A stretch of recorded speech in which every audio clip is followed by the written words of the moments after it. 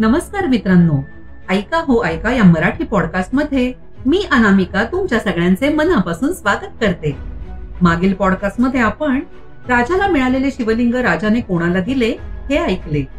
आजच्या एपिसोड मध्ये आपण वसुमित्र आणि संजीवनीचा विवाह कशा प्रकारे पार पडला आणि वसंत ऋतूतील सुवर्णतुला राजाने कशा प्रकारे केली हे आपण ऐकणार आहोत.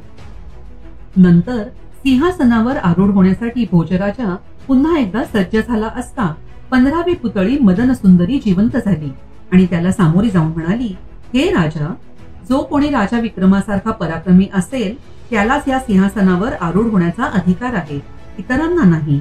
यावर भोजराजा म्हणाला, मला त्याच्या पराक्रमाची हकीकत सांग. तेव्हा मदनसुंदरी कथा सांगू लागली. विक्रम राजा राज्य करीत असता त्याचा वसुमित्र नावाचा पुरोहित होता.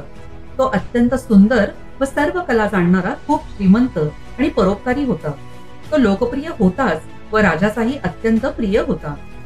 एकदा त्याच्या मनात विचार आला की आपण गंगा स्नान करावे, कारण गंगा स्नानाशिवाय कोणत्याही दुसऱ्या उपायाने आपल्या साठलेल्या पापांचा क्षय होत नाही. म्हणतातच की तीर्थस्थानी स्नान केल्याने मनुष्य पवित्र होतो. तपश्चर्या व ब्रह्मचर्य, यज्ञ व त्याग यापासून जर मनुष्याला यश लाभत नसेल तर गंगा स्नान केले असता ते त्याला प्राप्त होते. याप्रमाणे मनात विचार करून तो वाराणसीस गेला. तेथे त्याने 3 महिने मुक्काम केला. रोज गंगा स्नान करावे व नंतर विश्वेश्वराचे दर्शन घ्यावे असा नित्यनेम त्याने ठेवला. त्याने विश्वेश्वराची पुढील प्रमाणे स्तुती केली. तो म्हणाला, हे विश्वेश्वरा, तू प्रत्यक्ष शंकर आहेस म्हणून माझी सर्व पापे दूर कर. तू शंकर आहेस म्हणून माझे दुःख शांत कर. तू प्रत्यक्ष भव आहेस म्हणून आमचे भले कर. तू शंकर आहेस म्हणून आमच्यावर कृपा कर. वाराणसीहून तो प्रयाग येथे गेला. तेथे त्याने माघ महिन्यातील स्नाने केली आणि नंतर गया येथे जाऊन आपल्या पितरांच्या कल्याणासाठी श्राद्धे केली. याप्रमाणे सर्व धार्मिक कृत्ये पार पाडून पुण्यसंचय केल्यानंतर वसुमित्र आपल्या नगराकडे परत यायला निघाला. वाटेत त्याला एक स्त्री राज्य भेटले. त्या नगरात त्याने मुक्काम केला. त्या नगरामध्ये मन्मथ संजीवनी नावाची एक शापित अप्सरा राज्य करीत होती. तेथे लक्ष्मीनारायणाचे एक मोठे प्रचंड मंदिर होते. मंदिराच्या आवारात एक भव्य विवाह मंडप उभारलेला होता. त्याच्या भोवती रत्नखचित वेदिका होती. त्या ठिकाणी लग्नविधीची सर्व तयारी सज्ज ठेवली होती. मंदिराच्या प्रवेशद्वाराजवळ दिवस रात्र प्रज्वलित करणारे अग्निकुंड होते आणि त्या अग्निकुंडावर उकळत्या तेलाची प्रचंड कढई होती. जवळच उभा असलेला राजदूत तेथे येणाऱ्या जाणाऱ्या प्रवाशांना वारंवार नित्य घोषणा करून सांगत असे, त्या उकळता तेलाच्या कढईत जो कोणी उडी मारेल त्याच्या गळ्यात राणी मन्मथ संजीवनी माळ घालेल आणि त्याला या देशाचे राज्यही मिळेल. त्या राज्याचे वैभव पाहून आणि राणीच्या सौंदर्याची कीर्ती ऐकून वसुमित्राच्या मनात आले की ज्या पुरुषास तिची प्राप्ती होईल तो पुरुष किती धन्य. पण आपण किती दुबळे आहोत. प्रवास संपून घरी परतल्यानंतर वसुमित्राने आपल्या नातेवाईकांच्या आणि मित्रांच्या भेटी घेतल्या. तीर्थयात्रा करून सुखरूप परत आल्याबद्दल सर्वांनी आनंद प्रकट केला. दुसऱ्या दिवशी तो राजाला भेटायला गेला. पवित्र गंगाजल आणि विश्वेश्वराचा प्रसाद त्याने राजाला दिला. नंतर पुरोहित राजसभेत आसनस्थ झाला.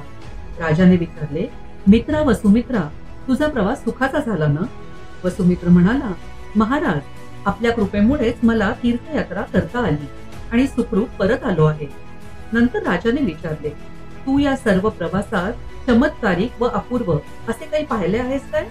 त्यावर वसुमित्राने विक्रमादित्याला मन्मथ संजीवनीचा सर्व वृत्तांत सांगितला. हा वृत्तांत ऐकताच राजाची उत्सुकता जागृत झाली. तो वसुमित्राला बरोबर घेऊन स्त्री राज्यातील त्या नगरात जाऊन पोहोचला.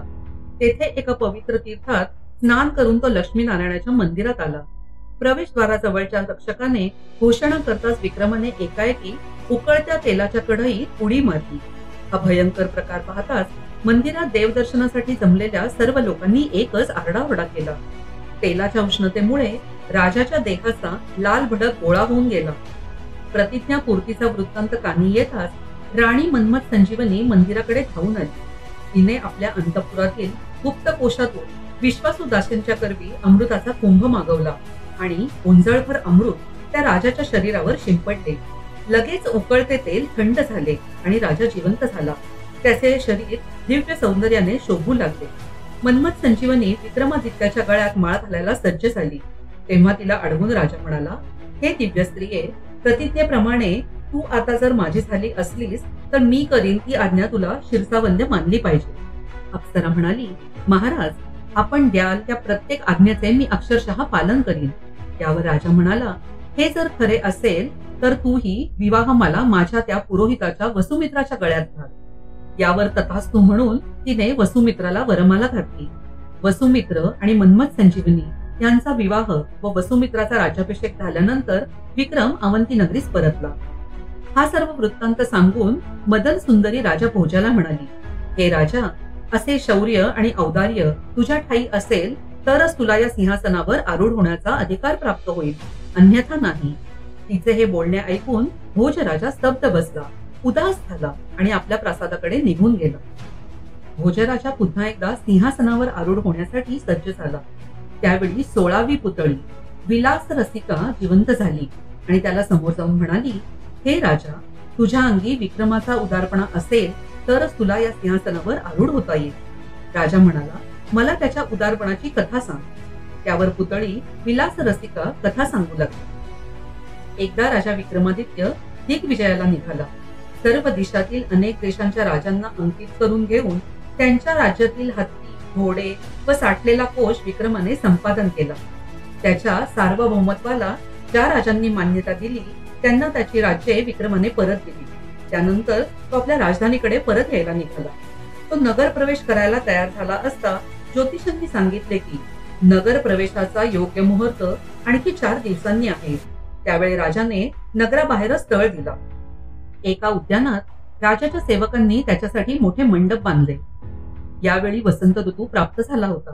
वसंताच्या प्रभावामुळे बकुल वृक्ष एकाएकी फुलले आणि आंब्याच्या लगडलेल्या मंजिरीतून मकरंद वाहू लागला. अनेक दिशातून आलेले भ्रमराचे पुंज त्या मंजिऱ्यांभोवती गुंजारक करू लागले. सर्व वस्तूंच्या ठिकाणी असा ओसंडलेला संचारलेला उत्साह पाहून मुख्यमंत्री सुमंत्र राजाला म्हणाला, महाराज, वसंत हा सर्व ऋतूंचा राजा आहे. सांप्रत त्याचे आगमन झालेले आहे. वसंत ऋतूच्या सन्मानार्थ वसंतोत्सव साजरा करणे योग्य होईल. त्यामुळे अरिष्ट शांती होईल, देव देवता प्रसन्न होतील आणि गजाननही प्रसन्न होतील. मंत्र्याची ही सूचना राजाने मान्य केली. त्याने उत्सवाची तयारी करण्याची आज्ञा दिली. वसंतोत्सवासाठी मोठे मोठे मंडप उभारण्यात आले.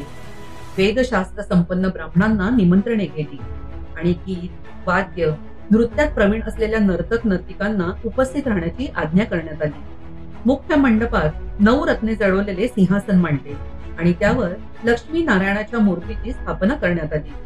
नंतर विक्रमाने षोडशोपचारांनी लक्ष्मी नारायणांची, उमा महेश्वर, मदन रथ यांची शास्त्रोक्त पूजा केली. शास्त्रज्ञांना आणि कलावंतांना वस्त्रे व भेटी दिल्या. त्यानंतर गायक आणि गायिकांनी वसंताची स्तुतिगीते गायली. ही गीते खास या उत्सवासाठी वसंत रागात रचण्यात आली होती. या कार्यक्रमानंतर राजाने सर्व कलावंतांचा सत्कार केला. गोर गरिबांना व अनाथ अपंगांना सुवर्ण दान दिले. असा हा उत्सव चालला असताना एक म्हातारा ब्राह्मण आपल्या कन्येसह तेथे येऊन पोहोचला. प्रथम त्याने राजाला आशीर्वाद दिला.